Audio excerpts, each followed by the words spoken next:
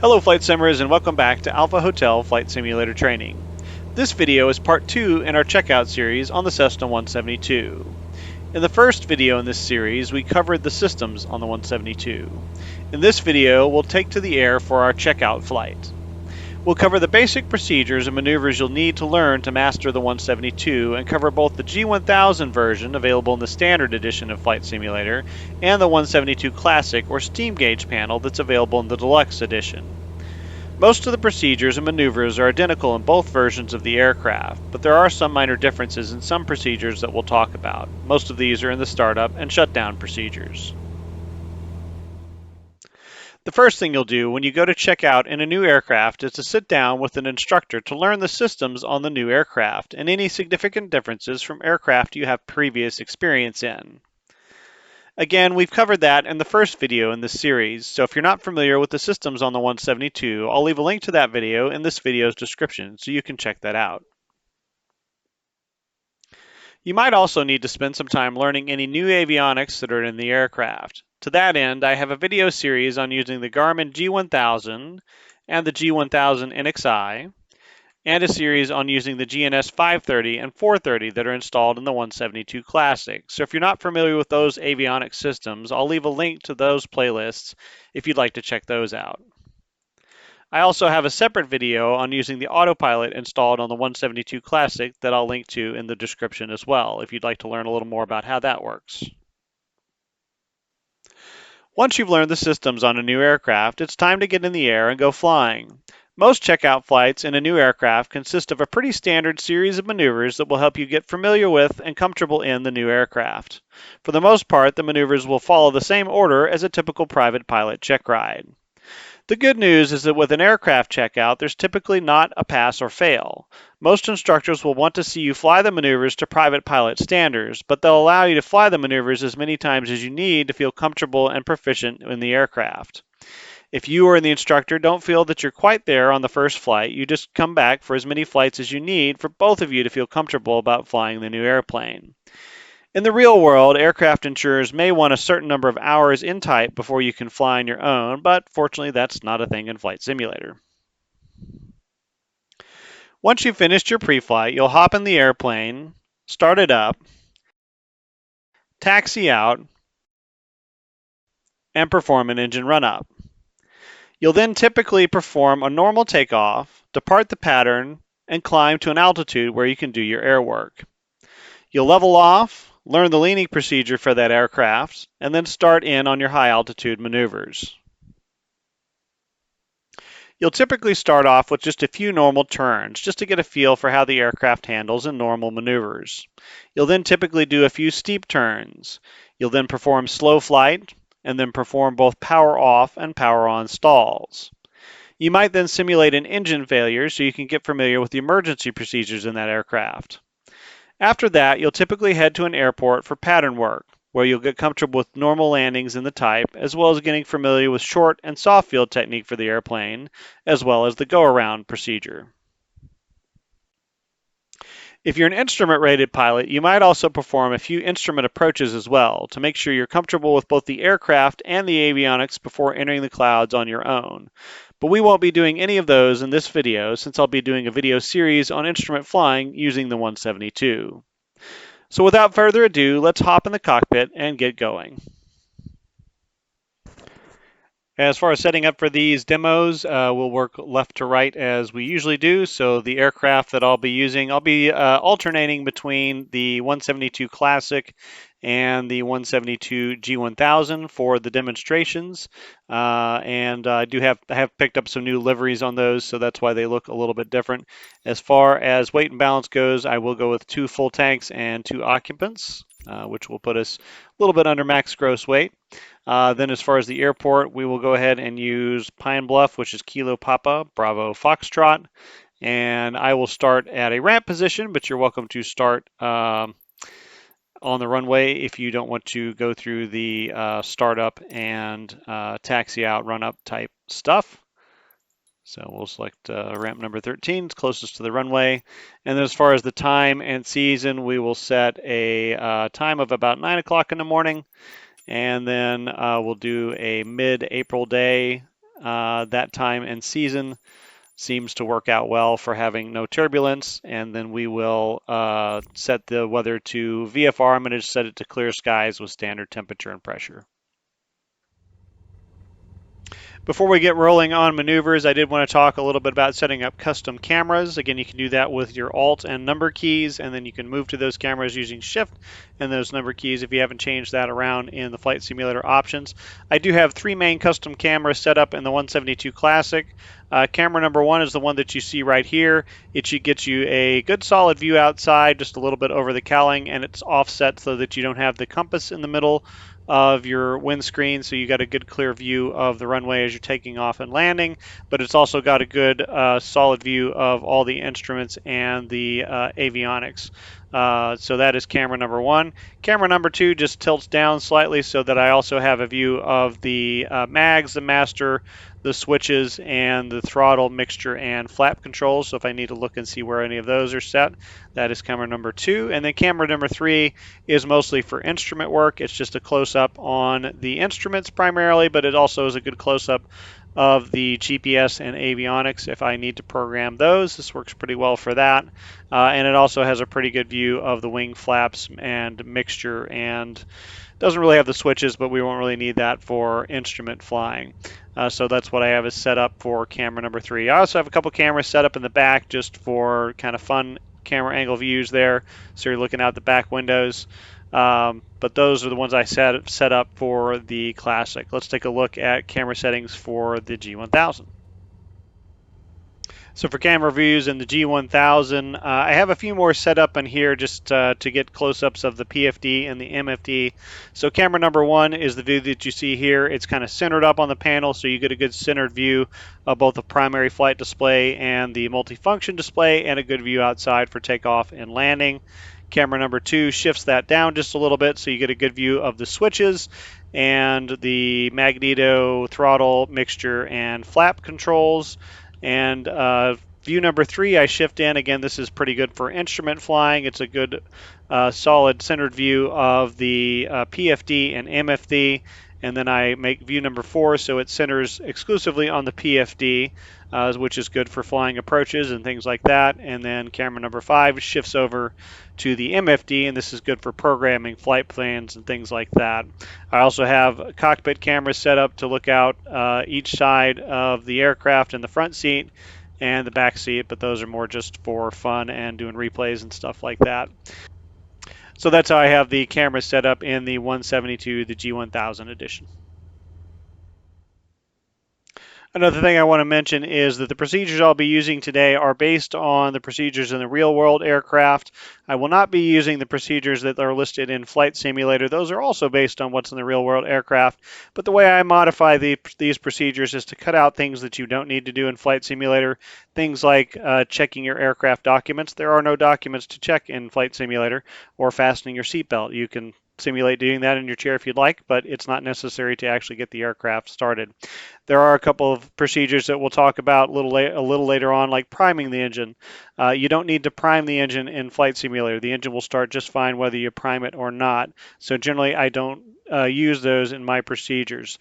I do have a document for both aircraft, one for the Classic and one for the 172 G1000 edition, called a quick reference and checklist document that I will be making available as soon as this video is published. This has quick reference stuff like air speeds and just data for the aircraft as far as weights and service ceilings and those sorts of things, and also has the checklist of the procedures that we're going to be using in this video. So if you are interested in getting that, I will be putting that on flightsim.to, and I will leave a link to those documents in this video's description. So let's take a look at the before start and start procedure for the 172 Classic, or the steam gauge panel. And just like the 152, we're going to do a flow first to get everything done, and then we'll use a checklist to make sure we got everything done, and then we will crank up the engine. One thing I do want to mention before we get started on this flow is that this flow is a little bit different than what you would find in the real life aircraft. There is one procedure that you can do in Flight Simulator, but it's not necessary to get the engine to start in Flight Simulator. That's priming the engine, and we'll talk a little bit about how you do that. when we go through actual startup demo. And the other thing is the actual starting of the engine. You're actually supposed to do it with the mixture at lean and bring it to rich as the engine starts to turn over. That's difficult to do in Flight Simulator because it's a two-handed operation. You have to turn the magneto or the ignition key to the start position as you're pushing the handle in, and it's difficult to do two-handed things in Flight Simulator. But we will talk about those differences once we get in and do the start demo. So for our Flight Simulator flow, what we're going to do is make sure that the parking brake is set. That means you want this handle here that's underneath the pilot's panel to be out and pointed downwards. And then we want the fuel selector to both. That means we want this little white handle right here facing forward. Then we want the fuel shut-off valve to open. I think this is usually set to closed or pulled out default when you start on the ramp in Flight Simulator. So you'll make sure that that is pushed in. Then you want to make sure that the mixture is full rich or full forward. Again, this is different than real life, and it may be different in Flight Simulator. If you're at a high altitude airport, you may not want it full rich. But we'll talk about that when we get to mountain flying. And then we want the nav lights turned on. We want to turn the beacon on, and then we want to turn the master switch on, both the alternator and the battery side. And then we will go ahead and crank up the engine. We'll do our checklist after we get the master on, and then we'll go ahead and bring the magnetos to start momentarily, and the engine should fire up. So let's take a look at how this works in the sim. All right, so we've spawned onto the ramp in Pine Bluff, and so we'll go ahead and go through our before start flow. We will set the parking brake. You see right it's now it's not set. It's pointed off to the left. We want it to be out and down, and so we click on that, and it does that. It defaults to having the fuel selector set to both, so we don't need to do anything there. You can see that the fuel shutoff valve is popped out in the 172 Classic. Basically, if you can see it, it's popped out, or it is in the off position. So we'll go ahead and click on that, and it shoves that in. That is easier to see on the G1000 model. For some reason on the Classic, they've routed the mic cord there real close to the fuel shutoff valve, so you can't see it. We want to bring the mixture to full rich. For some reason, it spawns up as having the mixture full rich. This would normally not be a state that you would find a piston engine aircraft in, having the mixture full rich, unless somebody just forgot to pull it out for some reason, which they would have done the shutdown process wrong. But you do want it all the way in, so just push on that, make sure it's all the way full in, and you're good to go there. We'll go ahead and turn on the nav lights and the beacon. Those won't actually come on until we throw the master switch on, but that makes for a nice flow there. And then we'll turn on the alternator and the battery switch, which will give us power. And that is the end of our before start flow for Flight Simulator. The aircraft is now ready to start. Like I said, in real life, you need to prime the engine. The Cessna manual actually says to prime the engine anytime it's cold, and they define cold as an engine that hasn't been running at least 2 hours. And to prime the engine, what you want to do is you want to start with the mixture lean. You want to bring the fuel pump on, and then you want to bring the mixture in for about 2 to 3 seconds. So 1,000, 2 1,000, 3 1,000. Then you bring the mixture back to lean, and you turn the fuel pump off. So that puts a little bit of fuel in your cylinders, and that's what you're supposed to do as standard process for priming the engine in the real world. Like I said, in Flight Simulator, it doesn't matter whether you do that or not. It will start regardless, whether the engine is cold, warm, or whatever. It will still start up. And again, the correct process in real life for starting the engine is to leave the mixture to lean, and then crank the magnetos, bring the ignition to start, and then as the engine starts up, go ahead and bring the mixture to rich. That's very difficult to do in Flight Simulator. If you want to do that, you need to either assign a key or some sort of joystick control to either your magnetos or enriching your mixture if you want to use that technique. But in Flight Sim, it's fine to just go ahead and bring it full rich, and then just bring your magneto key momentarily to start, and the engine fires right back up. So once you have your engine started, you want to go through an after start procedure or a before taxi type flow. The first thing that we are going to do here is we're going to check our engine instruments. The big thing is you want to make sure that the oil pressure is up off the 0 peg. You want to make sure that you have some oil pressure. It won't be in the green until you do your run up or until you get in flight, but we just want to make sure that it's not at 0 and that we do have some oil pressure. You also typically see the temperature coming off the bottom peg as well. You should also see the vacuum gauge off the bottom peg. Again, it won't be in the green like the oil pressure, but you should see some vacuum pressure. You should also see either positive or neutral charge on your amp meter. You shouldn't see it down in the negative range, indicating that your alternator is working okay. You're really not going to see much in the way of fuel flow here. This is also a good time to double check your fuel quantities and make sure that you did load up some fuel or the appropriate amount of fuel for the flight that you're going to do as part of your pre-flight process. After this, you want to go down to the taxi light and consider what you want here. You generally want this on anytime you're moving the aircraft, but you can turn it on now as part of the flow so you don't forget later, or you can turn it on just prior to when you move. The next thing you want to do is think about your pitot heat. Generally speaking, you do want this on anytime you're in the clouds and it is below freezing. Although, as a reminder, the 172 is not certified for flight in known icing conditions. It's a good idea to have it on anytime you are flying in the clouds, and it's not going to have it hurt anything really to have it on anytime you're running the engine. So I just tend to throw this on as part of the after start procedure. Next thing that you want to do is bring your avionics master on, which is going to bring your radios, your GPS, and your transponder and autopilot to life. The next thing you want to do is make sure that your elevator trim is set for takeoff. You want this little white band here with the little arrow by the takeoff indication here. That is preset by default when you start your session, but you want to double check that it is in the right place. Next thing you want to do is think about your wing flaps. For the 172, it's just like the 152, and that you can do takeoffs, normal takeoffs at 0 degrees or 10 degrees, and it really doesn't make much of a difference which one you choose in the takeoff roll and that sort of thing. But it does recommend 10 degrees for short field and soft field takeoffs. So for consistency, I tend to use 10 degrees, and I will set it as part of this after start flow. And then the last thing we want to do is bring our transponder either to on or to out. Most towered airports anymore are going to want it in mode C in the real world, and it's not going to hurt anything to have it on altitude reporting when you're on the ground.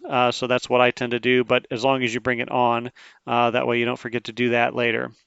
If you didn't do so prior to engine start, now is a good time to set up your nav and your comm radios, your GPS, and your autopilot for what you're going to do immediately after takeoff. So that's the after start procedure on the Classic. Let's take a look at the start procedure on the G1000 model. So the start or the before start procedure on the 172 G1000 edition is going to be very similar for the first few steps, but then we're going to do some things that are a little bit different that have to do with testing out the standby battery system, which is not installed on the Classic and powers the G1000 in emergencies. So we'll do some tests on that that are not included in the Classic. So just like the Classic, we want to make sure that the parking brake is set, make sure that our fuel selector is to both. Make sure that the fuel shutoff valve is open or full in. Make sure that the mixture is full rich unless you're taking off from a high altitude airport. Go ahead and bring those nav lights on, bring the beacon on, and this is where it starts to be a little bit different. So we have a standby battery system here. The first thing that we want to do is bring that switch to test. That will illuminate this green light here. In the real world, you want to do this for 10 seconds to make sure that you have a good battery. Whether or not you want to test this in Flight Simulator is up to you. You're probably never going to have a bad battery in Flight Simulator, so it's up to you. Once you bring it, once you're done with this test, it's a spring-loaded switch that once you let go of it, it'll pop back to off. Then you'll go ahead and bring this to arm. And this allows the standby battery to provide power to the essential bus, which is going to allow it to power the PFD. So at that point, the PFD will come on. So you want to make sure that the PFD has come on and that it starts to go through its power up cycle. And then we're back to the normal start procedure. So after that, we'll bring the master to on, and then you can go ahead and start the engine however you want to. If you just want to bring magnetos to start, or if you want to prime it, you can do that just like you did with the Classic. And you can do, if you have a way to do two switches at once, you can bring the mixture to lean and then turn the magnetos on, let it fire over, and then bring the mixture to rich if you want to do that. So looking at the start process in the G1000 aircraft, again, the first couple of steps or the first few steps are the same as they are in the Classic Edition. Make sure that your parking brake is set. It's default set for some reason in the G1000, so that's nice. The fuel selector is still on both, so we're good there. You can see the fuel shutoff valve a little bit better. This is the in position or the on. You've got fuel going from the tanks to the engine, and then if you click on it, you pull it out. So that is the shut off position, so it's a little easier to see, but we want it on the in position to start. We're not getting fuel if we don't have that in the in position. Somebody has left the mixture full rich for us again, so we'll have to talk to them about that, but we do have the mixture full rich. We'll go ahead and turn on the nav light, we'll turn on the beacon, and then here's where our procedures start to diverge just a little bit from the Classic. We'll go up here to the standby battery control, and we'll bring this down to test.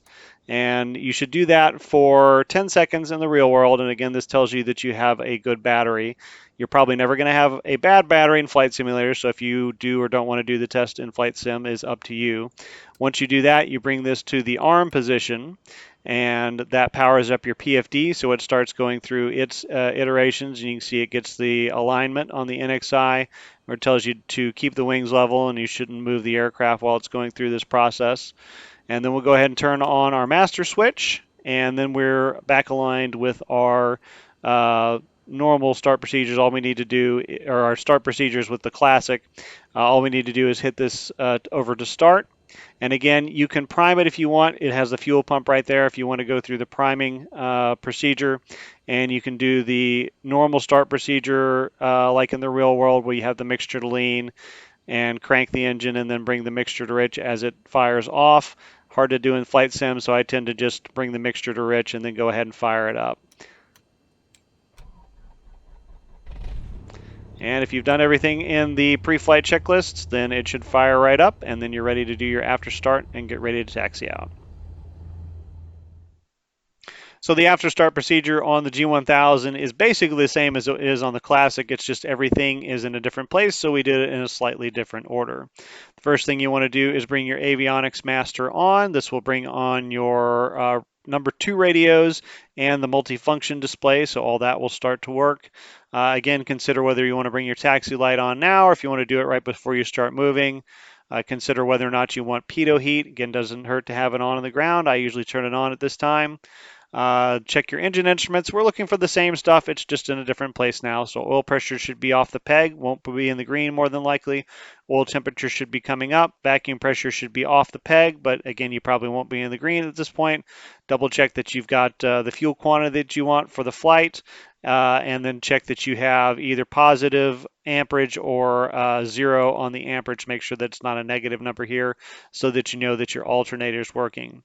After that, go down and set your flaps like you want. Again, whatever you want for a normal takeoff, 0 or 10. And then make sure that your elevator trim is set for takeoff just like you did in the Classic. This is also a good time if you didn't do it before you started your engine to set up all the avionics. So go into the PFD, make sure that your transponder is on or out. Set up your radios, comm and nav radios like you'd like it. Set up the GPS if you'd like to use the GPS. It's a good time to put in your flight plan. Again, if you didn't do it before the engine was started. It's a good time to check your nav source for your CDI. Make sure that you're set up either with one of the nav radios if you want to use it or with a GPS. And then check your autopilot, your automatic flight control system settings, and make sure that those are set up like you'd like them as well. Taxi in 172 is very similar to the 152. You need just a little over 1,000 RPMs typically to get it moving. You can see we're moving there, and you steer with your rudder pedals. And then you can bring the throttle back. And then just, keep it under probably 15 knots or so for the taxi. You actually have ground speed now, so you can tell how fast you're taxiing. It's a little bit better than the 152 was about having to ride the brakes. It doesn't seem to accelerate. Once you're at idle throttle, it'll actually slow down on you. So you may actually need to keep up around 700-800 RPMs to keep the airplane moving. And again, it's not like the 152 where you're constantly having to tap the brakes, so that's a little bit nicer. But other than that, it's a very conventional airplane as far as taxiing goes. And just like the 152, you can do an engine run-up with the 172 in Flight Simulator if you'd like to. I'm not a big advocate of doing run-ups in Flight Simulator because, you know, unless you break it, it shouldn't be broken. So you're unlikely to find anything wrong when you do an engine run-up. But if you're training for a real certificate or rating or just trying to get familiar with the aircraft through Flight Simulator for what you're going to do in real life, you can do this for practice or realism if you'd like to do it. So just like with the 152, the first thing we want to do is set our parking brake. Again, you typically want to be into the wind for your run-up. Next thing you want to do is check your flight controls. You can just do the standard box pattern. You can go full nose down, then to the left, and then full nose up, and then to the right, and then full nose down. Take a look at your ailerons as you're doing this. Make sure that they're going in the right direction. Take a look back through the back window at the elevator to make sure it's doing what it's supposed to do. You can also take the rudder through its full range of travel to make sure everything is free and correct there, and take a look at the rudder through the back window and make sure it's doing what it's supposed to do. After this, you want to check and set your flight instruments. This is going to be a little different depending on which model you're flying. With the Classic, you want to make sure that the heading indicator is set with a compass. You can use the D key to do that. And then with both models, you want to make sure that your altimeter is set correctly. And in the G1000 model, make sure you don't forget about your standby altimeter as well. This is a good time, if you haven't done so already, to check your avionics and make sure everything's set up like you like it. Make sure your GPS is programmed. Make sure that the CDI nav source is tuned to whatever that you'd like to have it set to. Make sure that your comm and nav radios are set up like you'd like. Make sure that the audio panel is set up like you'd like. And make sure that the automatic flight control system is set up the way that you want it to before you take off. Then for the actual engine run-up, you'll bring the throttle to 1800 RPM. It's a little higher than it was in the 152. Then you will check your engine instruments. At this time, they should all be in the green. Oil pressure should be in the green.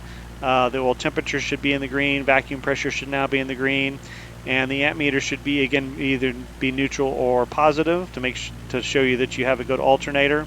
Then you can do a magneto check. This is where you bring it from both to left and then back to both, and then from both to right and then back to both. And when you bring it to either left or right, you should see a drop, but that drop shouldn't exceed 150 RPM on either magneto, and you shouldn't see more than 50 RPM difference between the two of them. So when you're on left or right, those should be within 50 RPM of each other. After you do this, there's no carburetor heat on the 172, so we don't need to do that check. We'll bring the throttle back to idle. You can do a magneto ground check if you'd like, which is where you bring the magneto switch to right, then you bring it momentarily to off and then back to right, and you verify that when you bring it to off, it drops, the RPM drops, and that shows you that your magneto is grounded. It's not going to continue to fire when it's in the off position. And then after that, bring your magneto switch back to both to make sure you have both magnetos operating, and if one magneto fails, you're not going to lose your engine. And after you've done your run-up, if you're doing a run-up, then you want to run a quick before takeoff flow or checklist. So you want to make sure that your lights are where you want them. Generally speaking, you're going to want your landing and taxi light on at this time. And then most of the time, you're going to want your strobes on. It's generally good practice to have your strobes on for visibility anytime that you are planning to take flight. The only time that you don't want them on is if you are in fogs or cloud, or if you're in close proximity to another aircraft. Please be courteous with that, particularly in the real world. Then double check to make sure that your elevator trim is set for takeoff. Make sure that your mixture is full rich or set appropriately for the field elevation. Make sure that your flaps are set like you want them, either 0 or 10 degrees. And then make sure that the transponder is set to altitude reporting. So the normal takeoff in the 172 is going to look almost identical to the normal takeoff in the 152. In fact, I just put new speeds in the 152 takeoff slides. That's how similar it is. The speeds are just slightly different for rotation and climb out, and that's about really the only difference. So to initiate the takeoff roll, make sure that your before takeoff checklist is complete, release your brakes, and then apply takeoff power, which is full power on the 172, just like it was on the 152. During your takeoff roll, maintain your runway center line with your rudder pedals or whatever you're using for yaw control on your simulator. Rotation is at 55 knots, so when you get to 55 knots, smoothly rotate the nose to climb attitude, and just like the 152, it's going to be about 10 degrees pitch up. And then in your initial climb, maintain that 10-degree pitch attitude, allow the aircraft to climb and accelerate. When you are passing through 60 knots, you can go ahead and pull flaps up if you used any flaps. And I would also add that make sure that you're clear of obstacles before you do that. Just like the 152, you're going to get just a little bit of a pitch down moment when you do that. So make sure you're clear of all the obstacles before you do that. As you climb out, the speed is a little higher on the 172. VY is 74 knots, so we'll pitch for 74 knots. And then we will trim to maintain that pitch so we don't have to be constantly applying pressure. And then once you reach 1,000 feet, if you're departing the pattern, go ahead and turn your taxi and landing lights off, and then accomplish your after takeoff checklist. That is short and sweet in the 172. You want to make sure that you have brought your flaps to 0, and then landing and taxi lights as required. Generally, if you're departing the pattern and not staying in the pattern, go ahead and turn those off. All right, so we are lined up the runway with the runway at Pine Bluff. Our before takeoff check is complete. Our brakes are released, so we are ready for a normal takeoff. I will go ahead and apply full power, bring the throttle smoothly all the way forward, and we are on the roll. I'm steering my nose with my toes and looking for a rotation speed of 55 knots, and the pitch attitude is going to be about 10 degrees. Airspeed is alive. There's rotation 55. I'll gently add some back pressure there and gently bring it up to about 10 degrees. Already passed through 60 knots, so I am good there. Looks like I'm clear of all the obstacles. I'll go ahead and pull my flaps up to 0. And now I'm just pitching just a little under 10 degrees to get that 74 knots.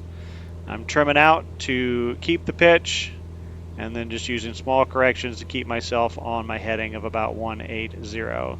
So there's 74 knots. I'll just climb up to my cruise altitude. We're going to go up to 5,500 feet for our maneuvers today. And once we get to 1,000 feet, we'll turn the taxi and landing lights off and do our after takeoff checklists. So that is a normal takeoff in a 172, very straightforward, very comfortable if you have been flying the 152. And the level off and cruise procedure in the 172 is again very similar to the 152. Just like the 152, you're going to lead your level off by 10% of your vertical speed. You'll find this works pretty much in any airplane that you're going to fly, whether it's a 152 or a 747. That's what you want to do to level off. In the 152, you're going to be doing about probably about 500 feet per minute, so about you'll want to lead your level off or start your pitch over about 50 feet before you get to your desired altitude. Maintain full power as you do the level off. You're going to pitch for level flight as you get to that point, so just go ahead and smoothly pitch it over to about 0 degrees, just about nose level, just like you were in the 152. Maintain full power as you pitch over and let the airplane start to accelerate. And the 172, it's going to be between 100 and 105 knots is what you'll typically see in these airplanes. For some reason, it seems to be a little bit slower in the Classic than the G1000. It tends to be about 100 knots or so versus 105 in the Classic. As you pitch over, you're going to notice that you're going to need to apply more forward pressure to keep the nose down. So go ahead and trim that pressure out using your elevator trim to where you can keep it at nose level without having to maintain that forward force. Again, different speeds depending on Classic or G1000. At 100 to 105 knots, go ahead and reduce your power. The 172 Classic seems to like about 2400 for cruise RPM. Otherwise, the fuel flow indicates quite a bit higher than normal. It's already a little higher than normal. The 172 G1000 does really well at 2500 RPM. It gets a nice, pretty close to book fuel flow at 2500 RPM. Once you've leveled out and set your cruise power, go ahead and make sure you're trimmed up for level flight. Make sure you've trimmed up so you can maintain that 0-degree pitch attitude, hands off, and then go ahead and go through the leaning procedure. We will demo the leaning procedure here in just a second. You should be able to use the EGT to lean it in the 172, but it does not work in Flight Simulator. So we will lean it using the RPM drop method, just like we did in the 152. And again, we'll demo that here in just a second. Once you have done that, go ahead and accomplish your cruise checklist. All right, so we've leveled off at our cruise altitude of 5,500. We'll do our maneuvers at this altitude, and we have our cruise RPM set to 2,500 plus or minus. And as you can see, we're doing about 105-ish on the airspeed. And again, 2,500 is a good setting for the G1000, and the Classic Edition seems to be a little happier at 2,400 RPM. Seems to be a little closer to the book fuel flow. So now we need to lean out our engine. As we've said before, you should be able to lean using the EGT on the 172, but that does not work super great in Flight Simulator, so we will have to lean it using the RPM method. What we're going to do is lean out the mixture until we get a drop in the RPM, which is easy to see on the G1000 panel. We'll actually get an increase as we lean out the mixture, and then it will start to drop. Once we hit that point where it starts to drop, then we'll richen it back up to that peak RPM again. Then we'll need to readjust the throttle so that we're back down at 2,500 RPMs again. So I'm going to start to bring this back, and as I do, we can watch that RPM gauge, and you can see as I get about a third of the way back here, we start to get an increase in RPMs. There it goes, starting to come up, so 25, 30, and I'm using the mouse wheel to roll it back here. You can also just click on it and pull it. That's actually a little more fine way to do it. You can get a little more precise measurement there. There was 2450 for just a second. It's going down now, so I'll richen it back up. We'll see if we can get it back to 2450 again. There's 2450. Thereabouts. Looks like that's just a momentary thing. So that looks like a good mixture setting right there. So we leaned it till we got that peak RPM, and now we'll go ahead and we will pull the throttle back down to 2,500 RPMs, roughly. And don't try not to fixate too much on being exactly on 2,500 RPMs. It's okay to be 10 or 20 or 30 RPMs off. And as the thermals and stuff hit the airplane, this is going to bounce around a little bit anyway. So we can see now we're still at 2,500 RPM. We're getting about 106 or 7 knots of indicated airspeed. That's giving us a true airspeed of about 120. That's a little faster than we normally get. That's bouncing a little bit because of the wind or whatever. But normally you'll get about 105 indicated and 115 true. And if we check our detailed engine gauges, go to the lean page here, we can see that we're getting 8.8 gallons per hour on the fuel flow. And the book, I believe, says right about 10 on the fuel flow. So we're actually doing a little bit better than book on this airplane. Use the same procedure to lean the Classic, the 172 Classic. It's just a little more difficult to see the changes in RPMs with that small little tachometer gauge and no digital readout, but you use the same method. For some reason, the 172 Classic indicates a fuel flow of about 12 gallons per hour when you've leaned it out, which is about 2 gallons per hour worse than the book, but I don't know if it's actually doing that or if that's just a gauge indication problem. But that's the leaning procedure in the 172. So the 172 cruise checklist is again short and sweet, only a few items. Want to make sure that your power is set. And again, in Flight Simulator, 2,400 RPM seems to work real well for the Classic. 2,500 RPM seems to work well for the G1000 edition. Gets us pretty close to book speeds and book fuel burn settings. You can look at the POH, and there are different power settings you can set based on altitudes and what kind of economy and what kind of speed that you want to get out of the airplane.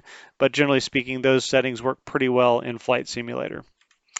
Mixture, make sure that that is lean, and then if you're flying the classic, make sure that your heading indicator is aligned with the compass and that it has not drifted off. Again, you can use the D as in Delta key for that. Once you have leveled off and leaned out your engine and set up for cruise flight, then you'll go ahead and just do some normal turns in the aircraft just to get a feel for how the aircraft handles. Spoiler alert, if you've flown the 152, it handles pretty much like the 152. It's just ever so slightly heavier than the 152 and a little bit less responsive, but not by much. It really flies much like the 152. You can also use these in clearing turns, which you want to do in real life to make sure that your maneuver area is clear before you start your other maneuvers.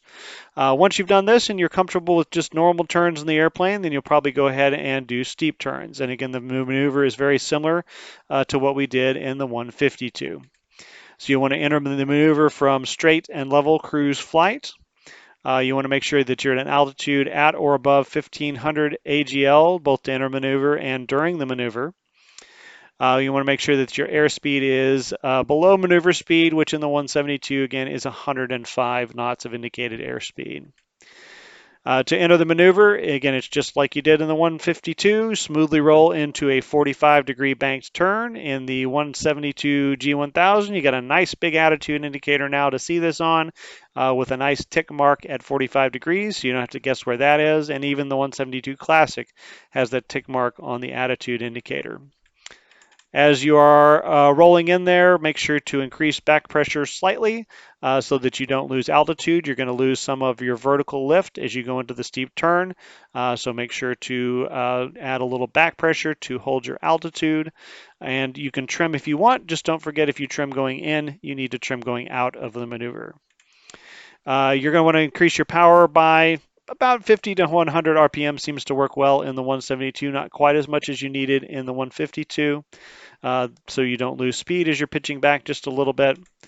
And then just complete a 360-degree turn. You want to exit on the same heading that you entered the maneuver on. Don't forget that you want to lead your rollout by half the angle of bank, which if you're using 45 degrees is going to be just about 22 degrees, 22 and a half if you want to be very precise. And then as you're rolling out, make sure to apply forward pressure, release that back pressure that you started at the beginning of the maneuver so you don't balloon up and gain altitude as you're exiting. And again, if you trimmed at the beginning of the maneuver, you're going to need to trim down now to avoid having to hold excess forward pressure. And then go ahead and reduce your power as you're rolling out as well. Back again, 50 or 100 RPMs back to your cruise power so that you don't gain airspeed. Once you've finished up your steep turns, it's usually time to do some slow flight, which is done in the landing configuration. The target airspeed in the 172 will be 45 knots of indicated airspeed. Just like the 152, this maneuver is supposed to be done at the slowest airspeed you can fly without setting off the stall horn, which is actually 40 knots on the 172, but just like in the 152, the maneuver tolerance or the maneuver standards are that you maintain that airspeed -0 and +10. So we'll split the difference between the -0 and +10 and just add 5 knots to the minimum speed and call it 45 knots. That gives plus or minus 5 on either side. Maneuver entry, you'll want to start from cruise power or normal cruise flight and reduce your power to 2,000 RPMs. The airplane will tend to pitch down as usual, and so you want to use your pitch to hold altitude. You're going to need a little back pressure and allow the aircraft to slow down. You can trim as needed so you don't have to keep holding that back pressure. Once you're below 110 knots, which should be immediately, since cruise is only about 105 knots, you can go and extend the flaps to 10 degrees. And then once you drop below that wide arc of 85 knots, you can continue the extension to 30 degrees in 10-degree increments. About 5 knots prior to your target airspeed, go ahead and increase the power to 22 to 2300 RPM. Seems to work real well in the 172. And then use power and pitch to control altitude and airspeed. Keep yourself level at your entry altitude and then use your power and your pitch to keep yourself at 45 knots of indicated airspeed. Once you've established yourself in slow flight, go ahead and try some turns just to get a feel for how the aircraft handles at the slow speeds. Just like the 152 or any other airplane, it's going to be a little more sluggish to respond. Your turn rate is going to be quite a bit faster for a given angle of bank. So just play around with that and get used to how it handles at that speeds and how it responds. If you want, you can also practice flight at approach speeds in your landing configuration just to get a feel for how it's going to handle in the pattern and during approaches. Your target speed on that is 60 to 70 knots of indicated airspeed. Just like the 152, it doesn't give a single approach speed, it gives a range, and you're free to pick any speed in between those two speeds. I tend to do 70 knots because that's the minimum control speed for the autopilot on the G1000. And so for flying instrument approaches, 70 knots gives you consistency between autopilot approaches, manual approaches, and just visual approaches. You can enter the flight at approach speeds in the same way. Obviously, you just want to add power just a little bit earlier. So once you have done your slow flight, you will probably go into the stall series from there. You'll do usually a power on and power off stall just to get a familiarization with how the aircraft behaves in a stall and how to recover from a stall should you unintentionally enter a stall. Normally, instructors, when you're doing aircraft checkouts, will set these up from slow flight. You'll basically get yourself into slow flight, practice a little slow flight, then you'll pull the power off for the power off stall and just enter the stall from there.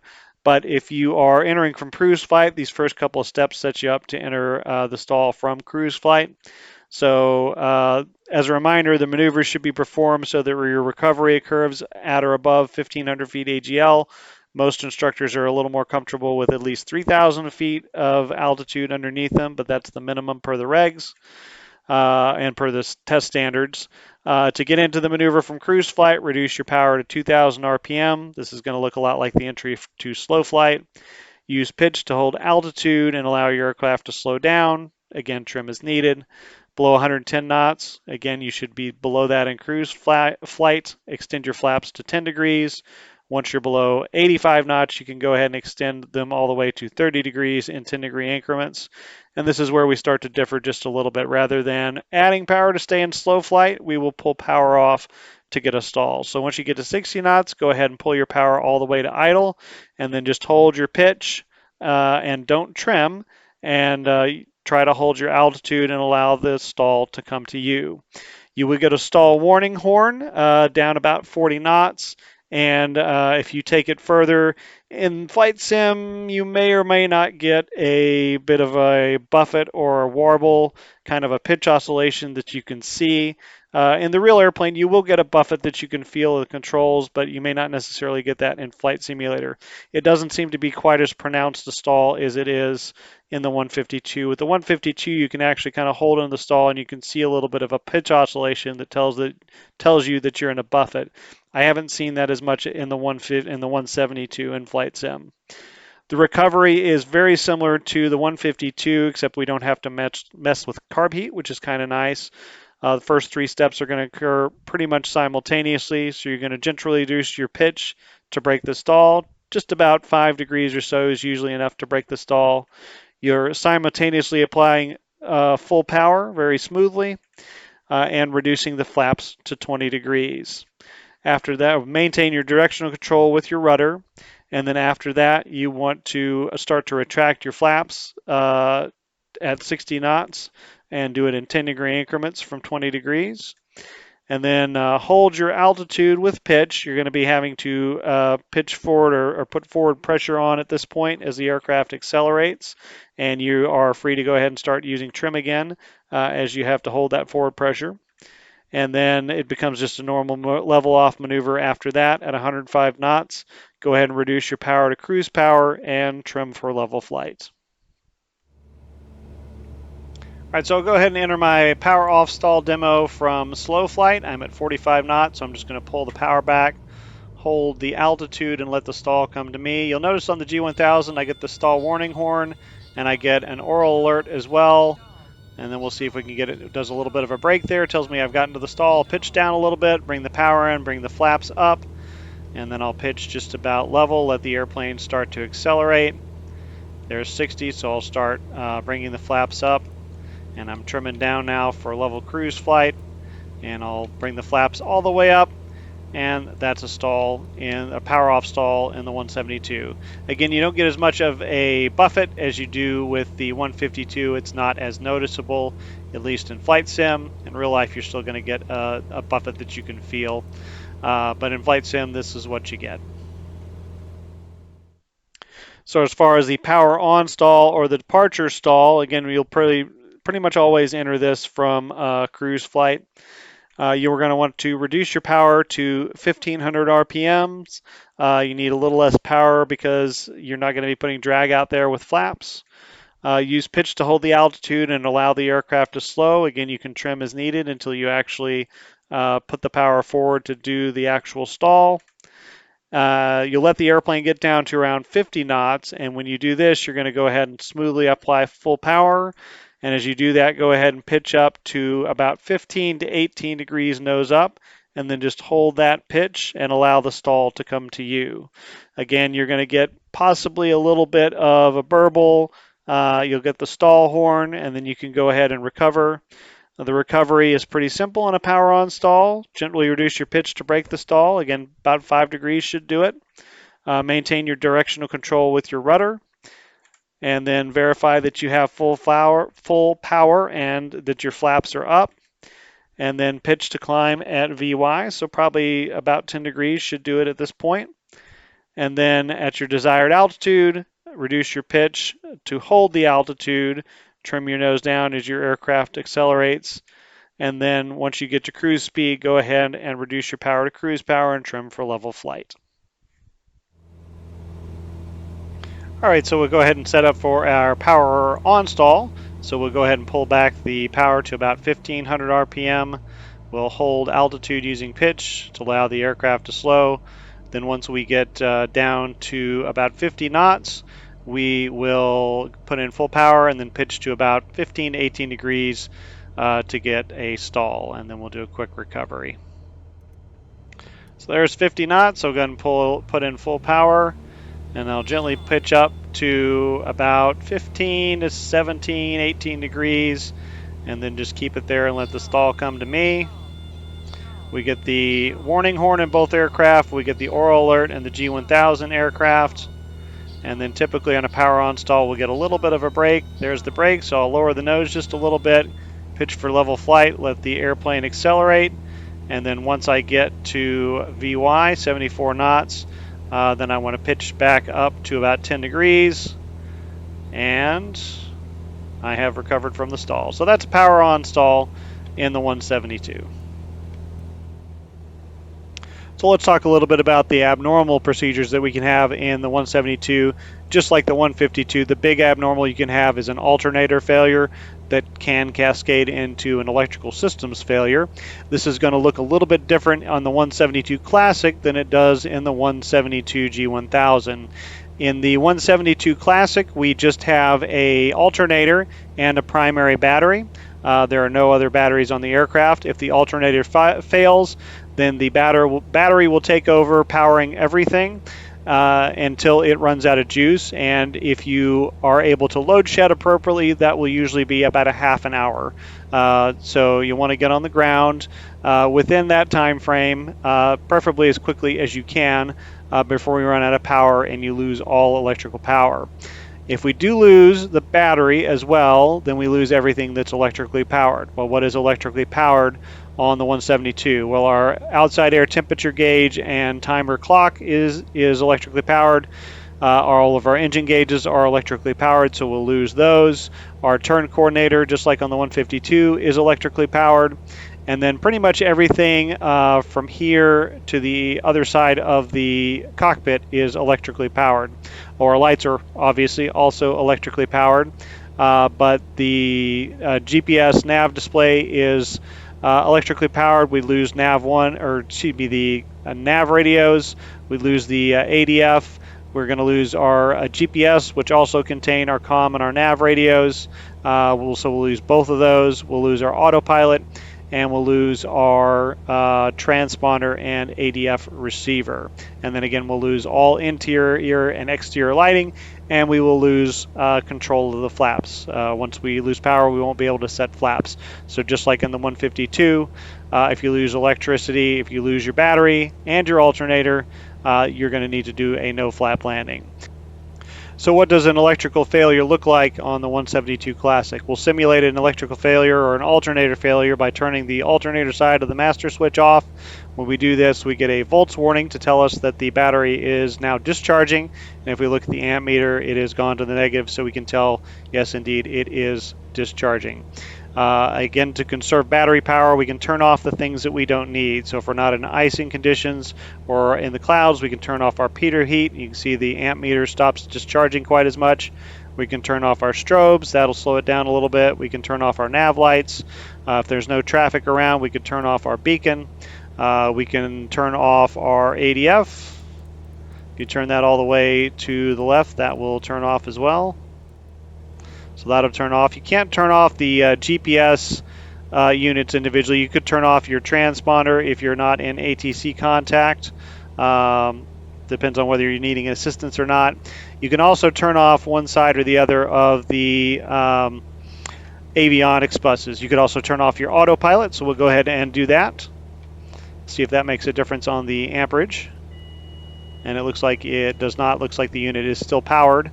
But if we do drop off avionics bus number 1, that will depower the GPS and the second GPS and the autopilot. So we still have one GPS and autopilot. And if you continue to fly and don't get yourself on the ground within about 30 minutes or so, then your battery will quit on you. And when that happens, you will lose everything else that's electrically powered. So again, we have no gauges, we have no avionics, we have no flaps, we have no lights, and so we will have to land like that. So an electrical system failure on the 172, the G1000 version, works just a little bit differently because we have two batteries. We have a main battery and we have a standby battery. If we lose the alternator, the main battery will power everything. And we do want to go ahead and try to load shed if we were to lose the alternator and be running off the main battery. And then we probably want to try to get on the ground as quickly as we can, but it will power everything. If we run out of main battery, we're going to still be left with the standby battery, which is going to power the primary flight display, nav radio number 1 and comm radio number 1, as well as I believe the GPS. We will lose our multifunction display, so it will consolidate over here to the primary flight display, and we will lose our autopilot if we are down to the standby battery. So what that looks like, and if we are on the standby battery, then we don't have things like lights and flaps, so those are not going to work. We're just going to have the primary flight display. Once that battery runs out, then you're down to only your standby instruments with no lights, no flaps. You're just basically, anything that could be controlled mechanically will still work. The engine will still work, but you'll be down to your standby instruments. You won't have flaps, that sort of stuff. So let's take a look at what that looks like. We'll simulate an alternator failure by turning off the alternator, and you can see we get a low voltage message here. And then if we look at the electrical panel over here on the MFD, you can see we see the battery voltage for both the main battery and the emergency battery, and we can see that the main battery is draining quite rapidly. And then we see that the emergency battery or the standby battery is not draining very rapidly because it's not really powering much of anything right now. So again, if we notice this, we do want to go ahead and load shed. So we'll turn off things that we don't need. We'll turn off our pitot heat. We'll turn off our strobes, our nav lights, maybe our beacon if it's daytime. And you can see that does cause the amperage draw to come down. We can also go ahead and turn off our avionics master switches, and that will cause our load shed to go down, but we are going to lose our autopilot when we do this. So we'll go ahead and do that. And you can see we've lost our autopilot. We've also lost nav and comm number 2, but we do still have the GPS, and we do still have the flight director, and we also still have the primary flight display, and we have all our engine instruments over here. But again, if we have reached this state, let's see, well, we're still being powered off the primary battery here, And we can see that the battery draw has dropped quite a bit down. So the battery is going to last quite a bit longer if we fly in this state. If we do lose the primary battery, though, we can see it gives us an annunciation that it is now flying off the standby battery.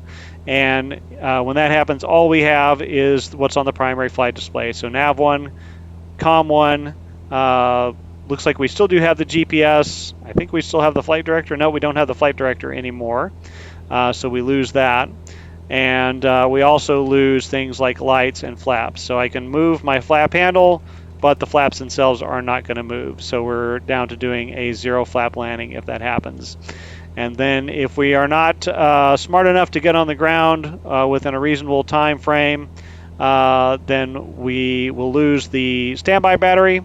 And when that happens, we will lose everything but basically our standby instruments. So no lights, no nav, no comm, no flaps, just our standby instruments and, flight controls, and the engine is all we have left at that point. So as far as emergency procedures go in the 172, we still have the one big emergency that we can produce in Flight Simulator, which is the engine failure. Just like the 152, we have a couple of different ways we can do that. We can pull the throttle to idle and not touch it, just like you would in real life when practicing engine failure procedures. You can also pull the mixture to idle cutoff, which will stop combustion. You can also pull the fuel selector, or excuse me, the fuel shutoff valve out and shut that off, and that will stop fuel for flowing to the engine from the wing. There are also third-party apps out there that will fail your engine. You also have the failure menu in your flight setup as well. So there's all ways you can produce an engine failure in Flight Simulator. The engine failure procedure for the 172 is the first thing you want to do is maintain or pitch for best glide speed. So hold your altitude, allow the aircraft to slow down to 68 knots is best glide speed in the 172. And if you're flying the G1000 panel, you can actually set up a bug for best glide speed. It's a little G on the airspeed tape. You can do that with the timer reference bug so that you have a reference to look at to maintain that speed. Once you're on that speed, go ahead and use the elevator trim to trim it so it maintains that speed hands off. That frees you up to focus on other things. Then you'll want to select your landing site. Use the same criteria it is the 152. Usually a big open field is the best. And in real life, you would notify ATC and put 7700 in your transponder. I believe you actually have a button in the G1000 where you can do that quite quickly. And then you want to attempt a restart. After you try the restart, if that does not work, then you'll perform your emergency landing procedure. So let's take a look at the restart flow that we would use. It starts at the bottom of the cockpit and then flows up and to the left. First, we want to make sure that the fuel selector is in on both. Sometimes this will get stuck between left and right, or between left and both, or right and both on the real airplane, and that can actually cut off the fuel. So make sure it's in both. Make sure that your fuel shutoff valve is on, which is the in position. If it's pulled out, that's shut off. That's cutting the fuel off. Sometimes this can be bumped accidentally or pulled accidentally or clicked on accidentally in flight simulators. So make sure that that's in if you're experiencing engine problems. Make sure that your mixture is full rich, particularly if you're at a lower altitude. If you're at a higher altitude, actually making it to full rich can cause the engine to run rough or even quit. So if you're at a high altitude, maybe try leaning the mixture to see if that will bring your engine back to life. But if you're at or below 3,000 feet, you want this full rich. Then make sure that you want to bring your fuel pump on. This is one of two things you'll use the fuel pump for in the 172. This can actually put fuel into your cylinders and possibly reignite combustion if you've had a failure. And then make sure that your magneto switch is on both. And if the engine is not turning, if the propeller is not turning, you can actually bump it to start to try to get the propeller turning again and get it to light off that way. If none of that works, then we're going to do the emergency landing procedure. And again, we're going to maintain an airspeed of 68 knots right down to the flare. Flaps will be as required. If you need to leave the flaps up to extend your glide range, you can do that. But 30 degrees is recommended once your landing is assured, and that will get you the slowest possible touchdown speed. Then once you've done that, you want to secure the aircraft for the emergency landing. So the secure flow looks like this. It's a little bit of a back and forth kind of a flow. First, you want to move the fuel shutoff valve to off, which is pulling it out. Then you want to move the mixture to idle cutoff, which is full aft. And again, we're minimizing the risk of fire, either from fuel or from electrical spark with this procedure. Then you want to bring the magnetos to off. And in the real world, you would want to pop the doors open and let them trail open so that if you land in a hard way and bend the airframe a little bit, you'll be able to get out of the airplane. And again, flaps 30 is recommended. So once your landing is assured, make sure that you have flaps 30 down if you can make it to your landing site with flaps 30.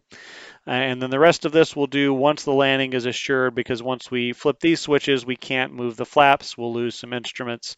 So we want to make sure that we're pretty close to a landing when we do all these. Bring the avionics master off. That will turn off your multifunction display as well as your radios and things like that.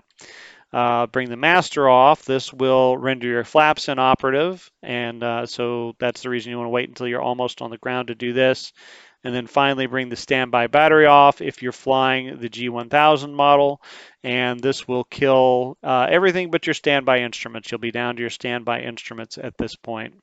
And the procedures and the flows are exactly the same between the two models, between the Classic and the G1000. The only difference is with the secure flow turning that standby battery off. As far as the actual emergency landing goes, you want to perform it just like a soft field landing. You probably want your nose between 5 and 10 degrees nose up. Try to aim for the softest touchdown you can do, and then once the aircraft is on the ground, gently lower the nose to the ground and let the aircraft roll to a stop using minimal braking. So once you finish up your emergency work, you will probably head to the pattern to do some pattern work and get familiar with the landing characteristics of the aircraft. You'll do a normal pattern entry, a 45-degree entry, and just like the 152, most of the pattern is flown at cruise speed at about 105 knots. Once you get a beam the numbers, you'll start your kind of pattern procedure. And the procedure in the 172 is once you're abeam the numbers, you'll reduce the power to about 1900 RPM. In flight sim, as the aircraft slows, as you hold your altitude and the airplane slows down, the RPM will decrease to about 1700 RPMs, and that's fine. I believe in the real aircraft, in the real world, you use about 1500 RPMs, but pulling it initially to 1900 and letting it slow down to about 1700 RPM seems to work pretty well in the pattern in flight sim. You're going to hold the altitude using pitch and allow the aircraft to slow. Trim is needed so you don't have to continuously be maintaining back pressure on the yoke. And then you should already be below 110 knots, so go ahead and extend the flaps to 10 degrees. And go ahead and pitch to maintain 80 knots. Once you're at 80 knots, let the nose come down a little bit and start your descent, and then just trim as needed to pitch to maintain 80 knots. And then adjust your power as you need for a 300 to 400 foot per minute descent initially in the pattern at 80 knots. On the base leg, you'll go ahead and once you're below 85 knots, which you should be maintaining 80 at this point, extend the flaps to 20. You can pitch for 70 to 75 knots of indicated airspeed on the base leg, and again, trim is needed to maintain that speed. And then adjust the power to maintain that descent rate 300 to 400 foot per minute down towards the runway. And then once you turn final, you're going to extend your flaps to 30 degrees. Pitch for 60 to 70 knots is what is listed in the book as the approach speed. It doesn't give a single approach speed. It says a range between 60 and 70. Personally, I use 70 just because that's the minimum autopilot control speed. You're not supposed to have the autopilot on if it's below 70 knots. So when you're shooting any sort of approach, be it an instrument or visual approach using the autopilot, typically you're going to want 70 knots. So just for consistency between different approaches and having a consistent approach speed, I tend to use 70 knots, but you can go as low as 60, and you'll be going as low as 61 is the recommended short field approach speed. And then adjust your power to stay on the glide slope at that point. You should have a good picture of the VASI or PAPI, or just if you have no VASI or PAPI, just a visual picture of the runway at that point. So just adjust the power to stay on speed and glide slope. and then accomplish your before landing checklist. And then the normal landing in the 172 is very similar to that of the 152. As you come over the threshold, you're going to want to reduce your power to idle, and again pitch to maintain your 60 to 70 knots. And then as you get right over the runway, about 5, 10, 15 feet above the runway, go ahead and start the round out, and just hold the airplane off the runway, gradually increasing your pitch so that you touch down on the main wheels first, and then once the main wheels are down, go ahead and lower the nose to the runway, and then you can start applying braking to bring it down to a taxi speed. And the before landing checklist for the 172 is fairly short and sweet again. Make sure that your landing and taxi light are on so that folks can see you, and at night you can see the runway. You really should bring this on as you're entering the pattern. Make sure that your mixture is full rich. Again, that may not be full rich if you are at a high elevation airport, but for airports below 3,000 feet, you do want the mixture full rich. And then make sure that your flaps are 30 degrees for the landing. Crosswind landings in the Cessna 172 are conducted in the same way as they are in the 152. As you touch down, you want to use aileron to correct for wind drift. So you want to bank into the wind to keep yourself centered over the runway. And then you want to use rudder control to point your nose down the runway to align the nose with the runway as you touch down. Maximum demonstrated crosswind component in the 172 is 15 knots. If you'd like to perform a touch and go in the 172, it's pretty much identical to the procedure for the 152, except for the speeds are slightly different. So you perform a normal landing, and once you have gently lowered the nose wheel to the ground, go ahead and retract your flaps to 10 degrees as you're rolling, and then smoothly apply full power.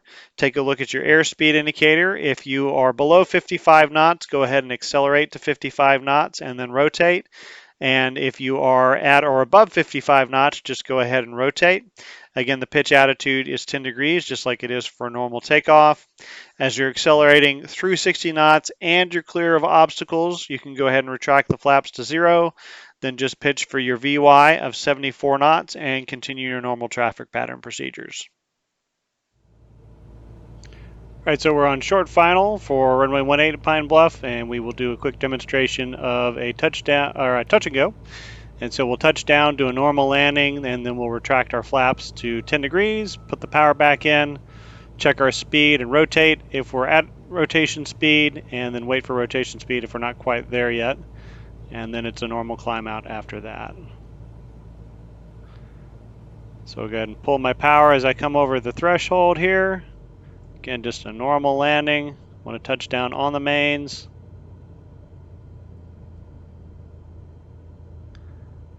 Five to 10 degrees nose up is a good landing attitude. There we go. Let the nose come down to the ground. Once the nose is on the ground, we'll click the flaps up and go ahead and put the power back in. Check my speed. I'm at 40 knots, so I need to get up to 55. There's 55. We'll go ahead and do a normal rotation and pitch to about 10 degrees. We're above 60 knots and looks like we're clear of our obstacles, so our flaps will come up to 0. And now we just go back into the traffic pattern. So that is a touch and go in the 172. So if you find yourself in a position that you need to do a go around, the procedure is almost identical to that in the 152, except we don't have to worry about carb heat and the speeds are slightly different.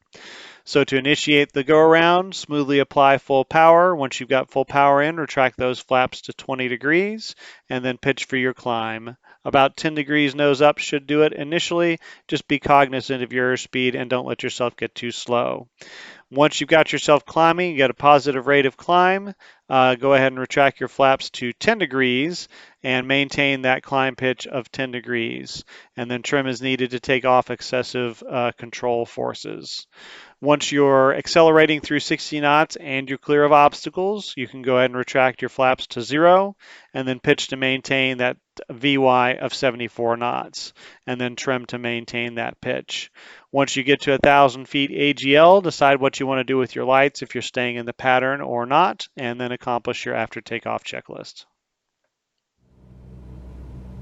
All right, so then this approach will do a go around. We'll get down to about 100 feet above the runway, and then we'll say that something pulls out on the runway in front of us, and we'll demonstrate how the go around works in the 172. All right, so there's about 100 feet above the runway, so we're going to go ahead and go around. We'll go ahead and go full power and pull the flaps to 20 degrees and gently pitch up to about 10 degrees. We've got the airplane climbing, so we'll go ahead and retract flaps to 10 degrees. And then we're above 60 knots. Looks like we're clear of all our obstacles, so we'll go ahead and pull up the flaps to 0. And we'll just pitch for that 10 degrees. We've already got it climbing at about VY. And we'll just rejoin the traffic pattern. Or if we're departing the traffic pattern, we'll turn our lights off. And in either event, we'll go ahead and accomplish the after takeoff checklist once we get to 1,000 feet. So that is the go around in the 172. So let's take a look at the short field takeoff technique for the 172. Again, it'll look very familiar if you're familiar with the 152 short field procedures.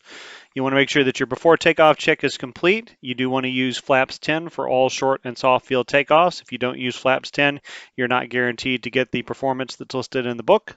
Then once your before takeoff check is complete and you're configured, go ahead and hold the brakes. While holding the brakes, apply full power, takeoff power. And then once you get up to about 2,300 RPMs in flight sim, that's usually full power, you can go ahead and release the brakes.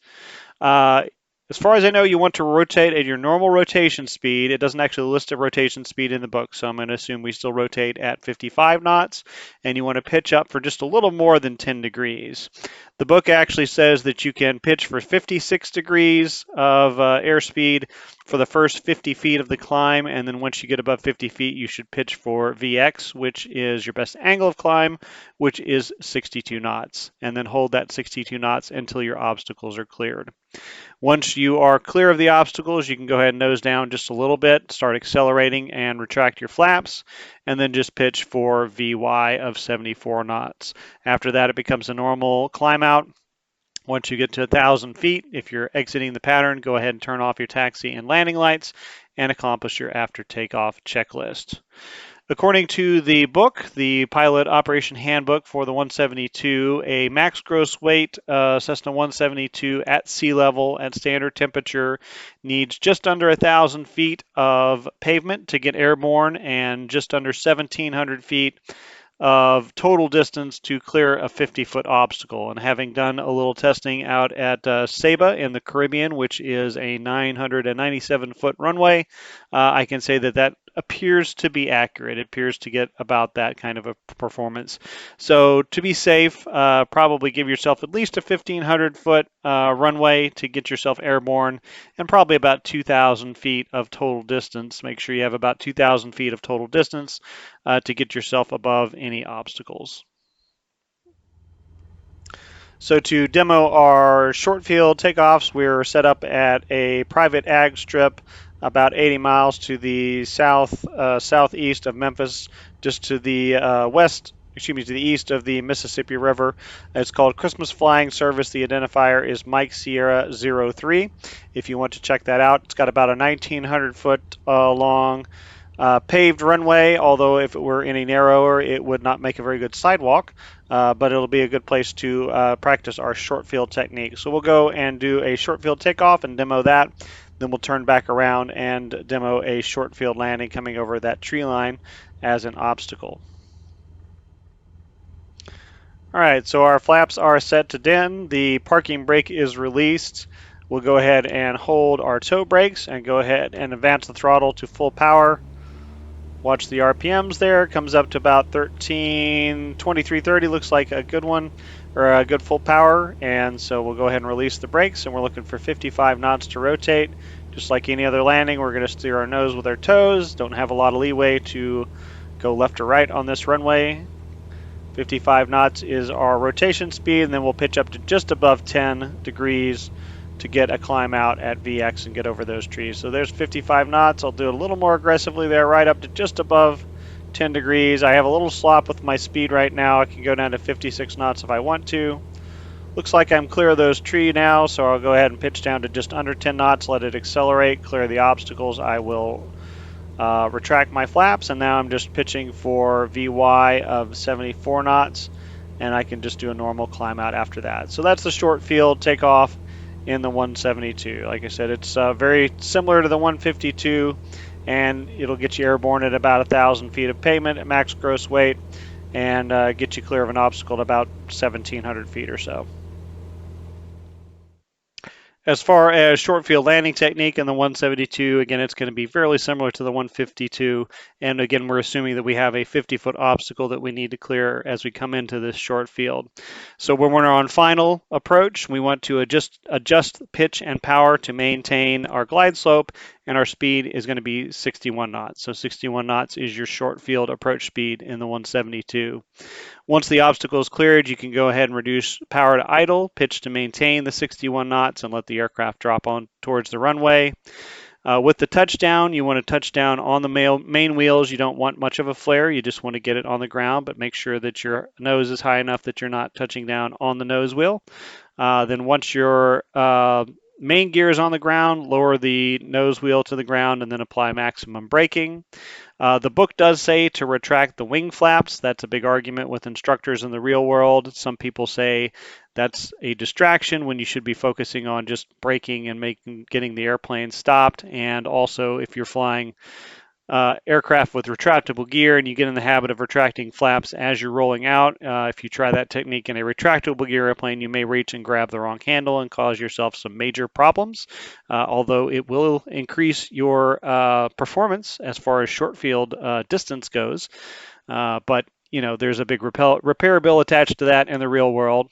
Some people will say, if you don't retract wing flaps as you're rolling out, then you're not guaranteed to get the book performance as the book says to do it.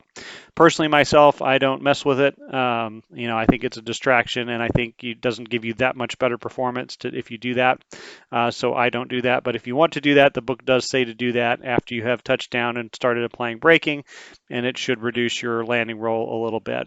Another thing that does help is once both main wheels and nose wheel are on the ground and you're decelerating through about 40 knots, you're applying your full braking, smoothly bring in full aft elevator. That'll make the elevator act like a spoiler and will slow you down a little bit quicker. But make sure you're below 40 knots, otherwise you can balloon back up, and then you either need to go do a go around, or you're possibly going to run off the end of the runway. As far as book performance goes, the book says that at sea level with a max gross weight aircraft on a standard temperature day that you should get a ground roll of about 600 feet. So you need about 600 feet from the time your wheels touch the pavement until the aircraft comes to a stop. And then they say that you need just under 1,400 feet to clear a 50-foot obstacle, get it on the ground, and then bring it to a stop. I think those distances are a little overly generous based on the performance I've seen in Flight Simulator. Personally, I would want at least 1,000 feet of pavement and probably 1,500 feet of distance to clear an obstacle, get it down, and get it stopped in Flight Simulator. All right, so I'm back into approach to the same field, but we're landing opposite direction to have a little bit of an obstacle to clear here. I'm managing my pitch and my power to fly at 61 knots and keep a glide path so that I'm over those obstacles.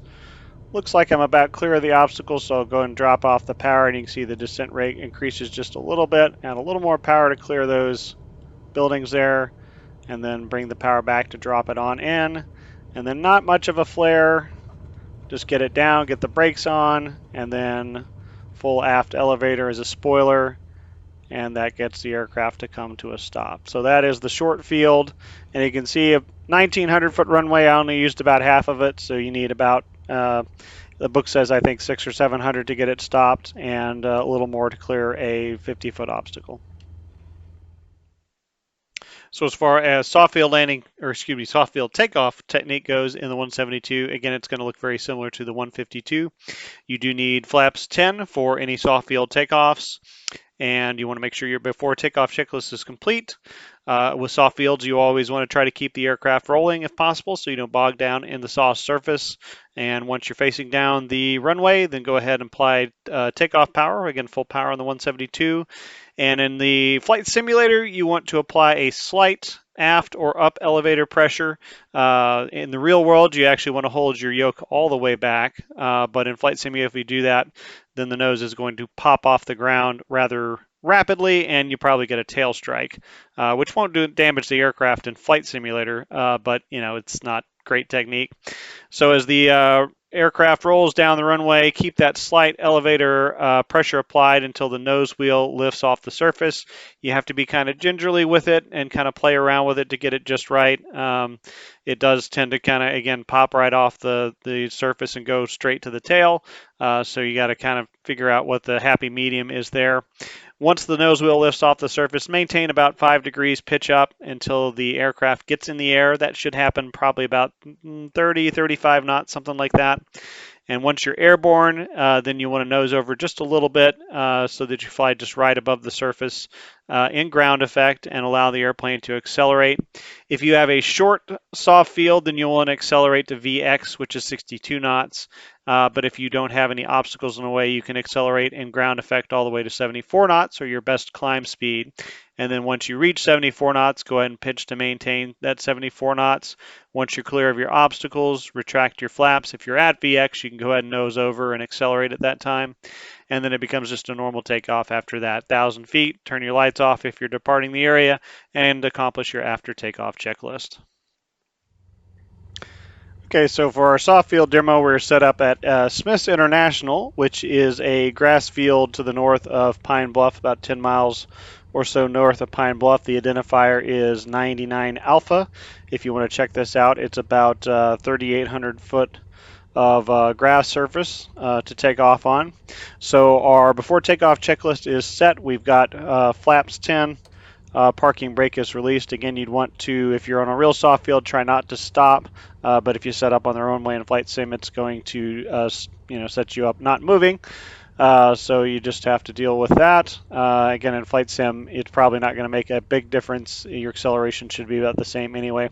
So we'll go ahead and put our yoke not quite all the way full aft, but a little bit of aft pressure there, and bring our power all the way up. Start moving, and then we'll keep that aft pressure on the yoke until we get the nose into the air, and we'll try to get the aircraft off the ground and in ground effect as soon as we can. We can feel it getting a little light on the nose gear. Just got to kind of play with it and put about that 5 degrees nose up until it gets into the air. All right, so it's in the air, and now we just stay level in ground effect, and we've got enough room between those obstacles down there that we can probably get all the way to VY. See, there is 70, there is 74, so we'll go ahead and pitch up for VY. Get clear of our obstacles. Looks like our obstacles are cleared. So we'll go ahead and retract the flaps and then just pitch for VY and climb out at VY, and it's a normal takeoff after that. So that's a soft field takeoff in the 172. As far as soft field landing goes in the 172, again, very familiar. You want to fly a normal approach, assuming you don't have an obstacle at 60 to 70 knots. Accomplish your before landing checklists. And then as you cross the threshold, reduce your power at a slightly slower rate so that you try to minimize that sink rate. It's very important to flare so that the main wheels touch down. You want just a little bit higher pitch than you normally have when you touch down. You want closer to 10 degrees than 5 degrees. And then once you're down on the ground, you want to use the elevator pressure to keep that nose wheel off the ground. Bring your throttle to idle. Some people actually bring a little throttle in as they're settling onto the runway just to make that landing as soft as possible.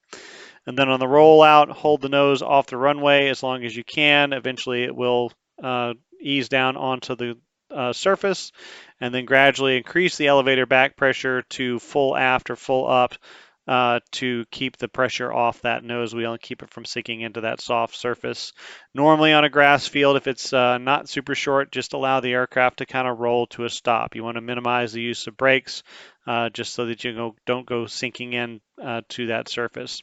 You can, of course, combine short field technique with soft field technique and fly your approach at 60 knots or 61 knots and pull the power once that you've cleared your obstacle to sink on into the field.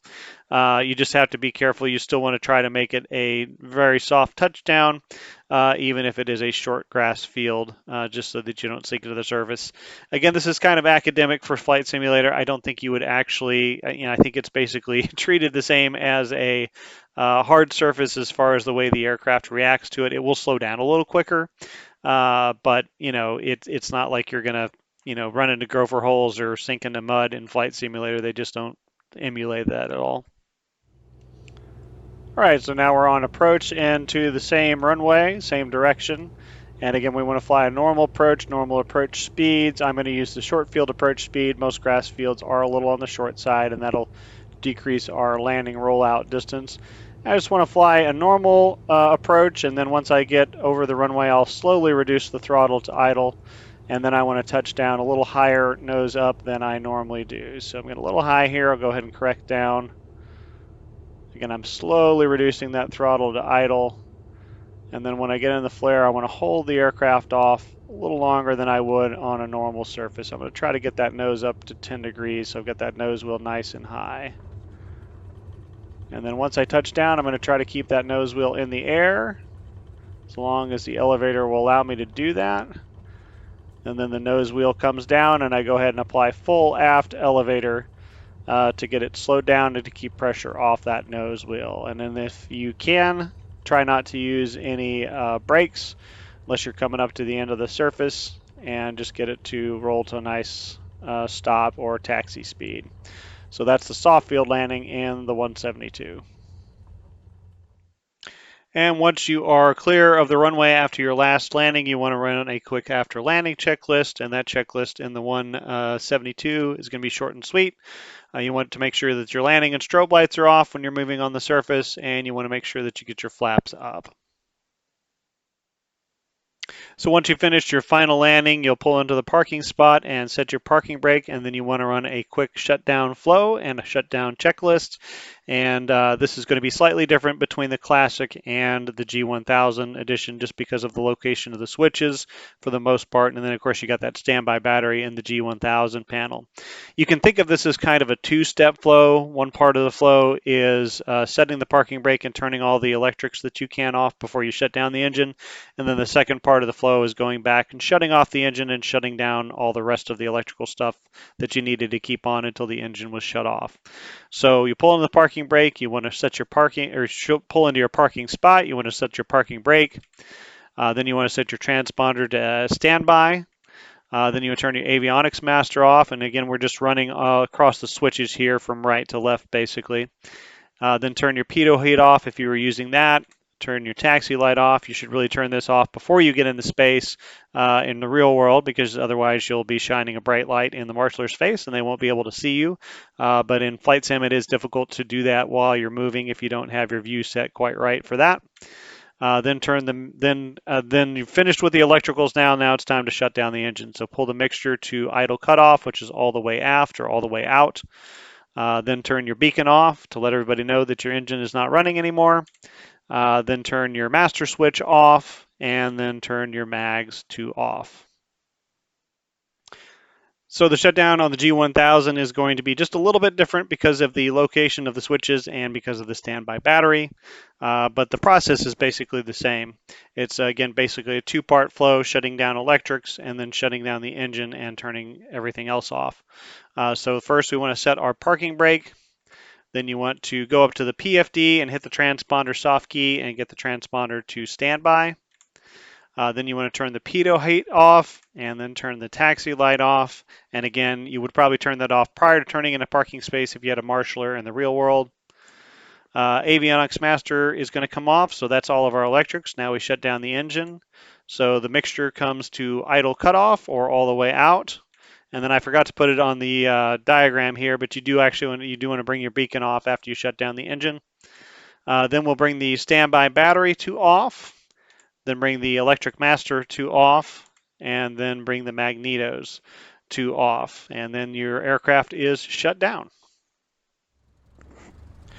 So that concludes this video on flying the Cessna 172. Hopefully it's given you a good handle on the procedures and techniques you need to use to safely fly this aircraft.